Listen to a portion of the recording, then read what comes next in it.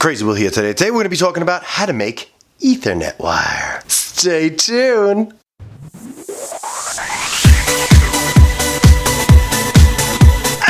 Hey, Crazy Will from Crazy Will's Tech Show. Today, I'm going to show you guys how to make Ethernet wire.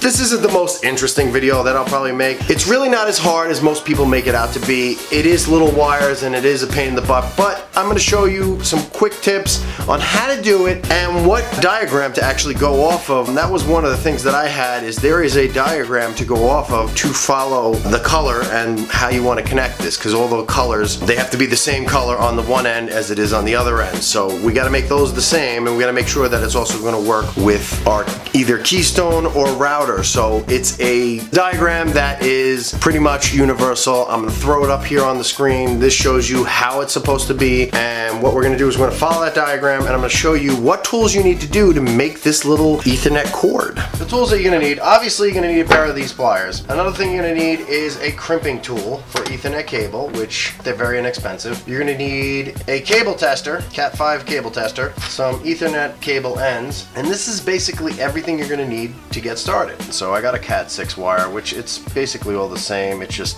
this one has more shielding. I did the one end already. I just wanted to show you that. So I got the end working. Let's do this end now. What we're going to do is we're going to gently strip the shielding. I'm going to go about an inch in. Take off just the casing on this without damaging any of the other wires. So I'm going to just gently strip going. We'll go around in a circle like so. And we'll just, there we go. Pull it right off. You'll see the stranded wire. We're going to push them off to the side like so. So you should be right about there right now. Alright, so this is where we're at. We got the stranded wire. What we're going to do is push these stranded wires back like so. And I'm going to chop out the shielding in the middle. That's what that is. It's just like a plastic shielding. I'm going to try and get down there pretty low. Try not to cut any of your wires. Pop that up. Like so. Now we got to set up the wires. So we're just gonna untwist these. We're gonna put them off to the side.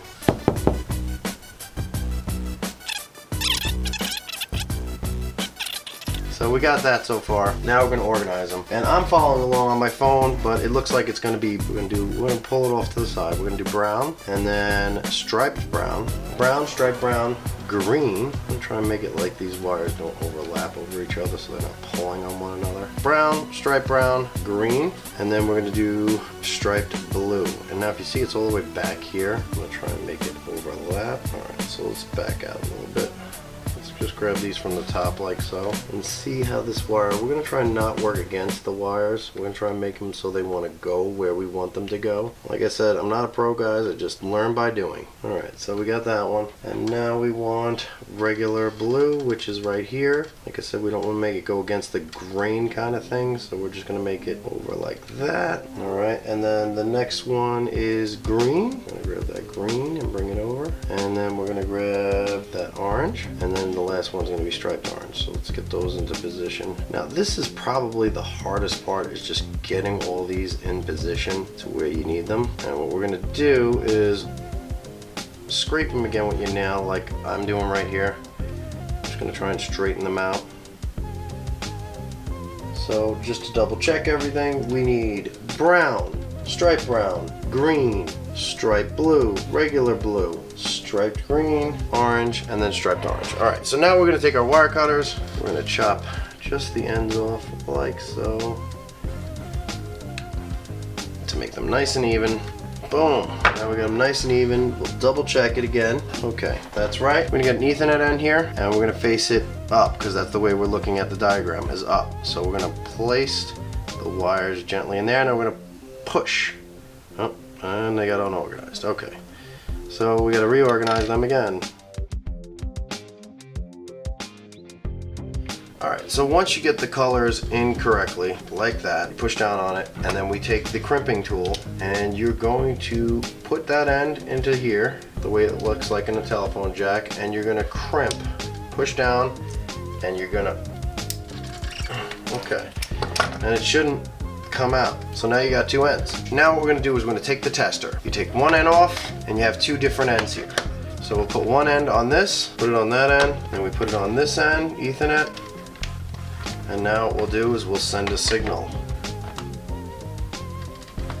When it's going in number sequence, that means it's correct. So 4 goes to 4, 5 goes to 5, 6 goes to 6. Now if they go to different numbers, like if it was 1 and then it jumped over to 7, that means you wired it incorrectly. So there you go. Alright, so we know our Ethernet wires work. Another thing that you want to make sure is you want to make sure that your piece is in there good enough where there's not wire sticking out. You don't want it too much wires. I didn't mention this earlier. You want to make sure that the shielding is going into the actual jack. So you don't want to have extra wires, so you don't want to have wire out here, you don't want to have that. And that's in the information that I'm going to leave down below. And that's basically it, guys. There's your Ethernet cord. This one's actually Cat 6, which doesn't matter. Cat 5, Cat E, and I think even Cat 7 is wired all the same. It's just different shielding and thickness of wire, if I'm correct. So that's how you set up Ethernet wire. Now, there is another way that I did not mention or did not show you in this video is a crossover cable, and that is if you want to void the router and you want to transfer files from one computer to another computer, from one Ethernet to another Ethernet, from computer to computer, and you want to transfer files as a crossover cable. I did not go into making that, and that is switching, I believe, 2 wires in there so that way they can communicate. But the one that I showed you is a straight through Ethernet cable. So going from a cable modem to your device. Another thing, spend the money and get better Ethernet heads. The heads I bought are crap. That's why I will not recommend them, but they came with the kit, which I'm going to leave a link down below for that, but I would highly recommend getting some better heads. On the note of better heads, there are other heads out there that you can actually thread through, and I'll put a little image up here. I have not used them. I can't recommend them, but I think they would be easier. That is entirely up to you or those at your own risk, guys. Until I've tried something, I don't recommend it, but I did want to tell you it's probably easier because it did take me quite a while to get those Ethernet cables correct. The process can be very, very frustrating when you're trying to get it in there, and if you didn't see it on the video, it's because I edited it out really good, but it took me probably a good, if I want to lie to myself a little bit, 5 to 10 minutes. I hope that helped you guys. If it did, please make sure you like and subscribe. And remember, you can do anything if you put your mind to it. Later, guys!